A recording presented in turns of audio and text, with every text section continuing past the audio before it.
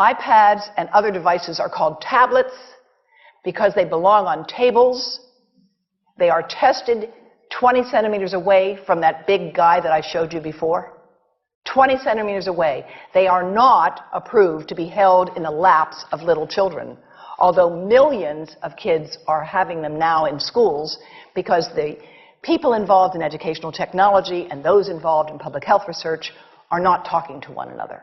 Because if they were, they would understand that you're giving children a two-way microwave radiating device, and if you must give them such a device for learning purposes, put it on airplane mode so that it's not sending and receiving signals as it does otherwise.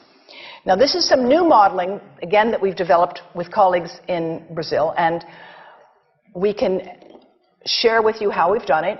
We first start out with the MRI and create the model with 1 millimeter voxels, and this is quite a bit of work goes into creating this, and here is what it looks like after a period of 6 minutes. And that's really not as bad as it might look, because you see the red area only gets partway through the eye of the adult, right? The one that we're really concerned about is this one with the young child. And this is a 3-year-old brain that we modeled. And you see that by the end of that 6-minute call, the peak radiation, yellow and red, is getting all the way into almost both eyes. And again, this is one call, and it's not going to kill anybody. It may not cause any biological effect whatsoever for 1 call or 2 calls or 3 calls. But the question is, what's the cumulative impact of this kind of exposure? How do we evaluate it? And I want to show you an example of some of the work that we are doing now that I'm releasing here for the first time. And this is a modeled microwave radiation dose of a 6-year-old with greater levels to the frontal and temporal lobes, eyes and cheek. And watch this here. Now, yellow, white, and red are the hottest, all right? And if you look carefully, you will see it's going into the eye, the nose. Do it again, just so you'll get to see it. And partly into the brainstem. Now, that's just showing you that there's going to be some exposure into that area of a young head. It doesn't tell you that there's any biological effect, right? Now, the next slide is going to show you something that might be of interest to students and faculty here. And that has to do with exposure to the reproductive organs. We call them the gonads. I think you say the testicles. And bone marrow. And look here at the radiation as it gets into the groin area. And that's just from having a mobile phone modeled into the pocket. And this, again, is based on a normalized SAR with a dipole antenna. Now, the breast.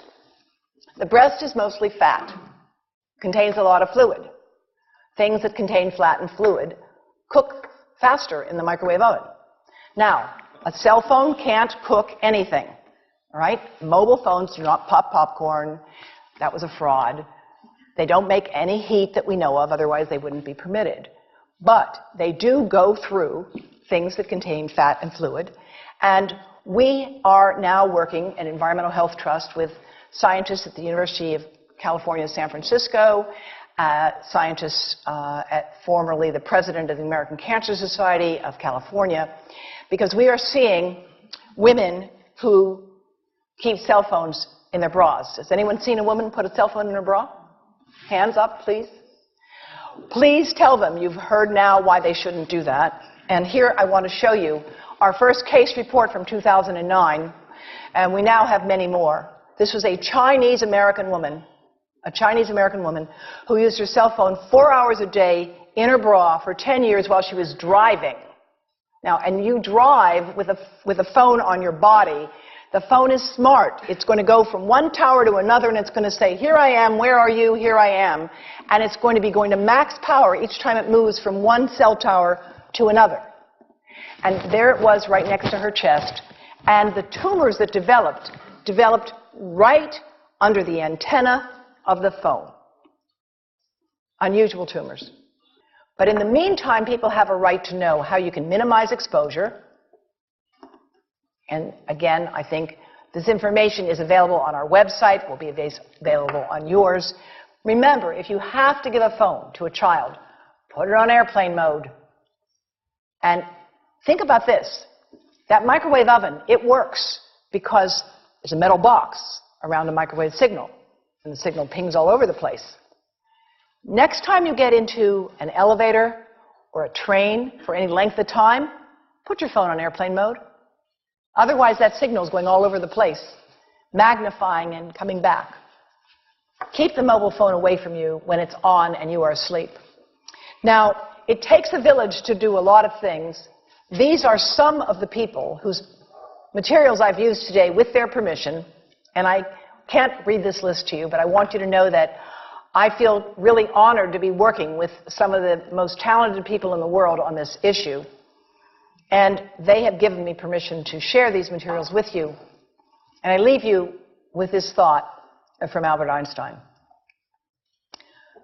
The world is not dangerous because of those who do harm, but because of those who look at it without doing anything. So, thank you.